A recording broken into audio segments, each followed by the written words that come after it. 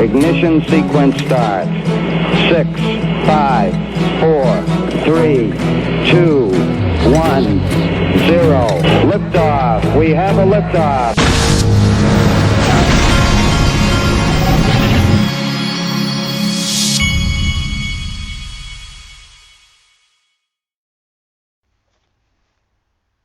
Hey everybody, this is the Digital Asset Investor, and today is my 14-year-old's middle school baseball tryout. And I want to take you through a short mental exercise that I have taken my son through many times since he was 7 years old to illustrate a point about life and what it's really about, and about persistence. Now, anyone who listens to this channel knows that I have thrown there's 2 buckets of balls a day, 3 times a week, year-round from the time my 14-year-old turned 7 years old. And I've done this to illustrate a point to him, and I know it's a very eccentric point, but I wanted to show him that if you outwork everyone, not the day before the test, but if you outwork everyone over a long period of time, and you go at it harder than anyone, more consistently than anyone over a long period of time, I don't care if it is trying to become a doctor or trying to become a baseball player or anything else. It's a matter of what you do every day, over and over and over, and over time, you will win, period. Okay? Now, so here's the exercise that I went over with my son. Your average baseball player that he competes against is just a kid who shows up when the season starts. And when he shows up when the season starts, that's the first time he touches a baseball since the previous season. So I'm going to give those kids, I'm going to give them a lot of credit, and I'm going to say, let's say that they hit 1,000 balls, practice by hitting 1,000 balls during that season. Well, here's what my son does. There's an average of 60 balls per bucket. He hits 2 of those every time that we train. We train 3 days a week. That's 60 balls. 120 balls every time that we go to train, every day. That's 3 days a week, 120 times 3, that's 360 balls a week that he is hitting. There's 52 weeks in a year. 360 times 52 is 18,720 balls. So if the average kid that just shows up for the season is hitting 1,000 balls during that season in practice, my son has hit approximately 17,720 balls per year that kid did not hit. And the lesson I'm trying to teach my son is that whether it's, I don't care what it is, whether you're studying to become a lawyer, a doctor, a baseball player, or become a wrestler, whatever it is that you do, and whatever the training you do, you train consistently along the way, and that is going to make you the ultimate success and winner. So I just spent 3 minutes on that, and it's worth it. Any of you young people, especially listening to me, that is worth its weight in gold. Write down what I just told you, because it's all about persistence. Okay, I wanted to start off. This is important too. This is probably the most important thing in digital assets that I'm going to talk about today. Polysign. Okay? Stewart XRP, I don't know where he got this, but I'm going to show this to you. Polysign, for those of you that don't know, some of the people left Ripple a few years back, I think around 2018, and they formed Polysign. Polysign has been the most secretive project that I know of in digital assets. Polysign is a custody company. They are trying to create custody for digital assets. Now, this guy right here is he's the CEO of Polysign. This project has been so secret that nobody talks about it. In fact, I joke around on this channel and I whisper Polysign all the time, because I've always said Polysign, see, just remember, without safe custody, we don't get average investors. The world does not change. People don't come into digital assets until they can put their money in a digital asset and not have to worry about it anymore. And what's required for that is custody. That's what Polysign has secretively been working on for since I think around 2018. So this was tweeted out yesterday by Stewart XRP. Polysign, well, let me get this. Polysign's in early beta and will launch in 2020. I don't know where he took this from, but this is the CEO saying they will launch in 2020. Okay, so we don't have to go any further into that, but let's look at this. This is from Bank XRP, and this is from back April 5th, 2019. SAIV Coalition, the Securing America's Internet of Value Coalition, puts founding members Coil, Hard Yaka, Polysign, RippleWorks, and Ripple at the forefront of the industry's efforts to educate policymakers and work side by side with them to encourage innovation. So Ripple, the point is Ripple is very involved in this. This isn't just some organization that's operating and Ripple doesn't know what's going on. The Securing America's Internet of Value Coalition puts, okay, that's just what he set up there. But I wanted to read this part to you, right? Where is it? I'll find it right here. It's somewhere right in here. Well, if I can read the thing. But anyway, Jack McDonald says something right down in here. I'm sorry. Okay, here it is. Well, first, the Internet of Value will have the dramatic economic and social benefits as IP did for data and shipping container did for goods. There's that shipping container talk again. America has the opportunity to lead this global transformation, and it starts with our policymakers, said Chris Larson, executive chairman and co-founder of Ripple.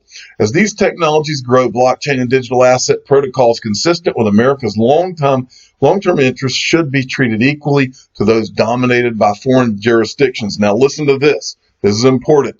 Polysign CEO Jack McDonald added, digital assets will only reach their full potential adoption when we achieve widespread education and understanding as well as institutional grade infrastructure in the industry.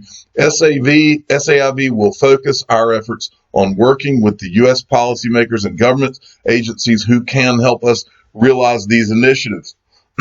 So, bottom line is no custody, no serious custody, no digital asset industry. That's what they've been working on behind the scenes. Now, it's important that you understand who's involved. I've shown you this before. That's Jack McDonald. This is the elusive Arthur Brito, whose face we can't see. And then you got these two. This lady was at Ripple. Anna Tong was at Ripple. David Schwartz, board member at Ripple, board member at Polysign, CTO of Ripple. I'm not sure about this guy, but this guy, it is worthy of mentioning that he was at BNY Mellon, Tim Keeney. Okay, so you got David Schwartz, who is a board member at Polysign, but he can't talk about Polysign. He's under NDAs, according to David Schwartz. But what's even more interesting, he won't even tweet. Now, this guy's always on Twitter. I did a search, tweets from David Schwartz that include the Polysign Twitter handle. There are none, zero, no results. He won't even say the word Polysign unless he's asked about Polysign, and then even then he'll tell you he can't talk about it. This is from Panda Ripple XRP. Watch David Schwartz speaking at the University of Texas, Austin, sharing his views on various blockchain and cryptocurrency questions. Someone asked David about Polysign progress, and watch how excited he is. Here we go. Let me see if I can get this queued up here. God, I really wish I could answer that, but I'm under a non-disclosure agreement with Polysign, and because they're in stealth mode right now, I don't know what I'm allowed to tell you. I can tell you that they're in the custody business, and of course I can tell you that they're doing it like an amazing way that, Arthur and I are behind this, we're the lead guys on the technology, and obviously like we think we're doing it right, but unfortunately, I don't know what. I really wish I could tell you because it's so freaking cool. I'm busting with wanting to tell people what we did, and they're like, oh no, we're still in stealth mode, it's still non-disclosure, so unfortunately I cannot answer that question, but I feel really bad about it.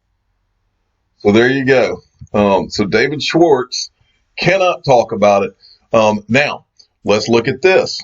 Here, just to satisfy your curiosity, these are pictures of the people that are working at Polysign. Okay, these are just, I'm sure there's more, but these are the people.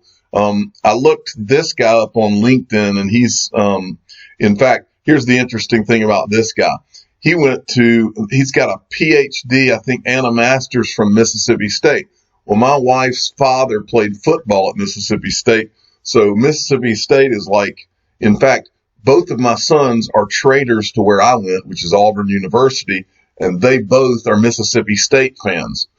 I do like Mississippi State's baseball team, though, and if my son got in on that baseball team, he would go to Mississippi State. But this guy went to Mississippi State. Just a side note. All of these people work at Polysign. One of them may be Arthur Brito, but I don't know which. These are pictures of these guys at Polysign. Very rare photos of these guys at Polysign. That's Anna Tong. I can't remember this guy's name. This is the guy that went to Mississippi State. There's Anna Tong and this guy again. But these are all pictures of these guys at Polysign. There they are. They're playing foosball. And it looks like Anna Tong must really like her coffee because she's got coffee or she's by the coffee machine. And then they're having some kind of planning session. Pretty cool photos. Here's a couple more. And apparently they can ride their bikes to school. There's the building that they're in. Very cool stuff. Now, look at this. This is their website. Brad Combs the other day made everyone aware that they added this on their website. Polysign's custody solution supports the full spectrum of digital assets and is designed to scale to trillions under management. Okay? Now, let's look at this. Who is the number one company in digital assets? And I just recognized this as I'm looking at this. I didn't even notice it. BitGo, so far, this is the only major digital asset custody company that we have heard about. There's a couple of others, but BitGo is the one leading the way. And I didn't even know that they custody XRP, but it looks like they do. Now, BitGo, and I think that the digital asset space, and I'll show you what I'm thinking here. I believe that the digital asset space, just like Wall Street, is kind of divided into teams. You know, from what I've observed over the last couple of years, you have certain teams in the digital asset space. What I see is you got the Bitcoin team, you got the XRP team. It's kind of divided. The company Circle does not talk about XRP. You got a lot of people that are in digital assets that won't talk XRP, but they'll talk Bitcoin all day long. I've talked about that a lot. BitGo, just so you know, if you look at this, BitGo is funded by Goldman Sachs. So, and then Goldman Sachs also funds Circle. Okay, Circle owns Poloniex. Poloniex does have XRP, but here on this Goldman Sachs team, I'll call it, Goldman Sachs, you don't ever hear them talking about XRP. Look who else is invested in BitGo. Galaxy Digital Ventures. That's Mike Novogratz, who is an early investor in Ripple, but will not talk about Ripple or XRP. And if he does talk about it, he acts like he doesn't understand. All he'll talk about is Bitcoin. He's also an investor in BitGo. Okay? Well, it's important that you think about this in terms of teams, in my opinion, because there's a lot of people in this space who haven't really been assigned, from what I've seen, to a team. But there's some huge players on Wall Street that are involved in custody that I believe you could see align themselves, and this is just me talking and opining out loud. You could see some of them align themselves with Polysign, because Polysign has been so secretive, and Polysign's not just creating some major secretive custody for digital assets and then none of these huge Wall Street people are going to be interested. That's not how this is going to play out. State Street is one of the ones that I've got my eye on. State Street, for those of you that don't know, and by the way, those of you that don't know what custody means, if you go and when I was at Morgan Stanley, if someone bought stock, I was not like literally handling some stock certificate for that person. Someone behind the scenes is dealing with the custody of those physical stocks, custody, and this is why Wall Street is able to sell securities to the public, because the public does not have to worry about whether or not they are protected. They can invest in it, and they don't have to worry about it. And that is why these digital asset custody companies are ground zero. And this 2020 announcement for Polysign is a huge deal. State Street is one of the largest traditional custody companies in the world. It says it's one of the largest asset management companies in the world with 2.5 trillion under management and 31.62 trillion under custody and administration. It is the second largest custodian bank in the world. All right. Now, let's hear from, the reason I wanted to show them is because Cryptopolis put this video out a little while back. We're looking to the future. There's a lot of projects out there that are looking to digitize assets. We may use third-party solutions for custody. In other words, these guys, huge companies like this, when they get all this worked out, it's a game changer, folks. It's a total game changer. So let's listen to I'll end this video by letting you hear this guy right here. And then I was going to cover some other things, but I'll do that in my next video because Polysign is such an important thing. All right. His name is J.B.N. Kamano, Managing Director of Digital Assets for State Street. Just the fact that they have a Managing Director of Digital Assets tells you everything you need to know. Listen to what he says. We're really forward-facing, and we're thinking about, what does the future hold for assets as a whole? We're one of the largest global custodian banks. So we hold over 30 trillion of the world's assets, over 10% of the world's assets, and all those are in electronic or other traditional forms. We service these assets. We're able to provide services around these assets for our customers. So as digital assets start to gain a foothold in the asset management industry, we need to be prepared of what that means for State Street and how we can service those assets for our clients. When is that going to happen? That's a great question. So if you think about where we are right now, everybody knows about Bitcoin, right? We talk about Bitcoin and I use the B word. Really, we're thinking about, what is a stock in digital form? What is a bond in digital form? And there's a lot of proof of concepts out there that are going on looking to digitize certain assets.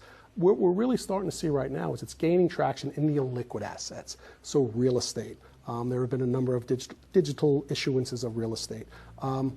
You could talk about gold. There's a digital form of gold.